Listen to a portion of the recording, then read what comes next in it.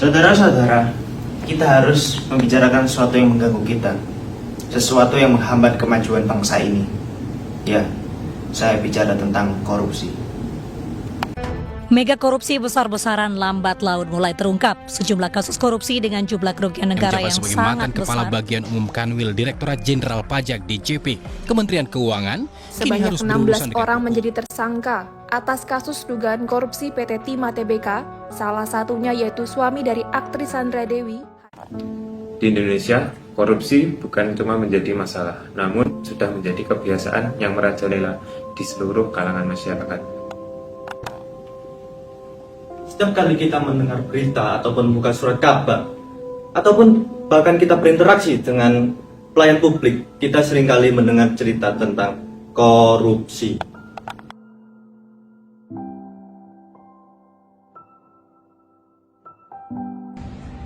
Oke.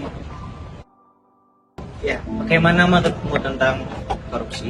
Menurutku ya, korupsi itu suatu hal yang mudah melekat banget di masyarakat kita, dan itu nggak terbatas dari orang yang diajukan tinggi di pemerintahan, tapi juga di kalangan bawah sendiri. Sehingga menurutku praktek korupsi itu mudah timbul dan sering terjadi ya karena permasalahan di struktur yang di bawah itu masih belum terbenahi. Jadi ya wajar kalau banyak terjadi praktik korupsi di Indonesia ini.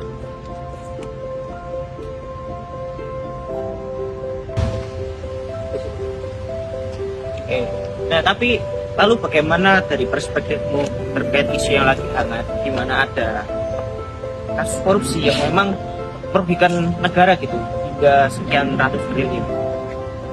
Ya kalau korupsi kan sebelumnya yang udah terjadi lama di Indonesia kan sudah merugikan, tapi yang baru-baru ini emang nilainya udah fantastis, lebih triliun. Dan aku sendiri sebagai individu tuh bayangin aja uang segitu buat apa aja menurutku ya.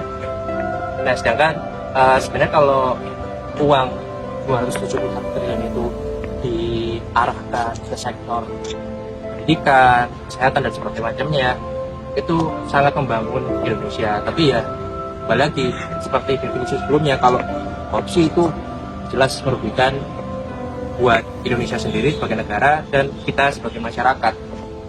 Ya, jujur memang keadaan yang sangat ironi gitu ya, dan terkadang kita sebagai rakyat kecil juga ya bisa apa gitu. Lalu apakah kita cukup pesimis terkait hal tersebut?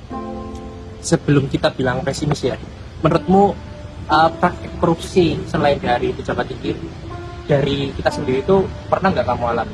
Misalnya kamu korupsi apa gitu, hal-hal kecil lah. Seperti Misal lu dibeli, misal kamu ya disuruh beli sama orang tuamu beli ini gitu, terus harganya ternyata ada kembaliannya, tapi kamu bilang oh harganya pas. Itu kan sebenarnya udah termasuk praktek korupsi kecil yang udah dimulai sejak dini gitu. Oke. Ya memang terkait hal tersebut memang di kehidupan kita tanpa kita sadari juga sangat ya, ternyata sangat banyak gitu praktek-praktek yang sebenarnya kita melakukan korupsi dan kita tidak sadari gitu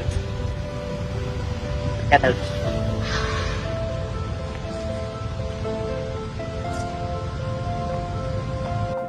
Mengapa kita harus menerima?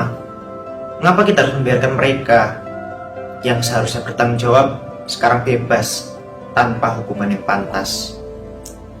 Saya lelah dengan janji-janji palsu, saya lelah dengan ketidakpedulian terhadap permasalahan masyarakat yang sebenarnya sangat merugikan. Ini bukanlah tentang politik, ini tentang moralitas, integritas, dan ini adalah masalah tentang bangsa negara kita. Ini saatnya kita bersatu, bersuara, menuntut keadilan bagi kita semua. Ini saatnya perubahan.